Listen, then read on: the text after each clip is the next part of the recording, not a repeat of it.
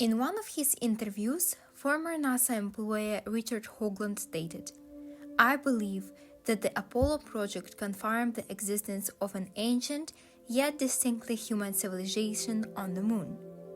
It was established by our ancestors in a knee-jerk reaction, but we have only been able to disclose a small portion of the information obtained by NASA about the fact that people once inhabited the entire solar system. Isn't it a sensational statement? To many, it may seem unbelievable, yet in recent times information has become increasingly weighty regarding the fact that the history of intelligent civilization on our planet is not as straightforward as it seemed just a short while ago. In light of a series of mysterious findings in ancient Earth layers, the hypothesis of British physicist Lyndon Meredith about an advanced Earth civilization capable of venturing into space and reaching Mars, destroying itself in a nuclear conflict 30 million years ago, no longer seems absurd. Perhaps the civilization left traces of its activity on the Moon and Mars, as suggested in recent press conferences and interviews by former NASA employees Richard Hoagland and Ken Johnson. If we are to believe them, NASA has been concealing information about the discovery of ancient civilizations' remnants on the Moon for 40 years.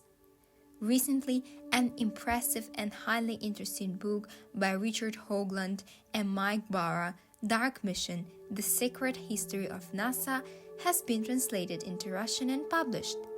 In it, the authors argue that NASA regularly conceals or deliberately distorts various important information about space.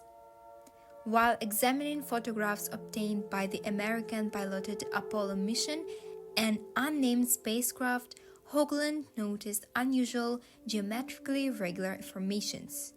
For example, into the LO384M image lunar orbiter mission, the researcher discovered a mysterious, conical structure protruding 1.5 miles above the lunar surface. Hoagland found clear geometric organization in this object, consisting of a repeating complex internal crystallizing form.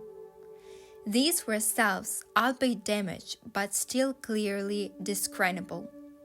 The researcher got the impression that this was a complex glassy object of varying sizes, heavily damaged by a prolonged meteorite bombardment. On the same image, Hoagland was able to identify a glass mechacube rising atop a shining glass tower. This entire structure rose 7 miles above the lunar surface. There were other objects suspended above the Earth's satellite surface. Hoagland had the idea that in this place there once existed a huge artificial dome, of which only fragments remained by now. The researcher called it the Dome of the Central Sea. And in the image AS 1032-4822, taken from Apollo 10, Hoagland discovered an extraordinary regular rectangular convex repeating three-dimensional pattern. Rows of lines resembled streets. All details suggested by the image depicted an ancient city, significantly destroyed by the prolonged meteorite bombardment. Hoagland called it Los Angeles on the Moon.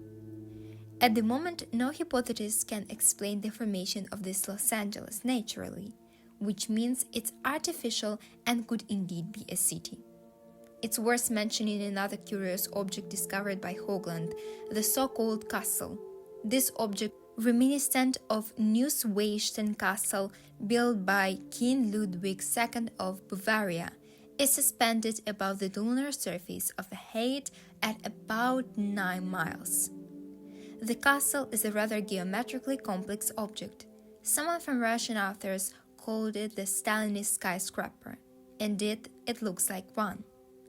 Of course, the first question that arises is how such a contraption ended up suspended at such a significant height.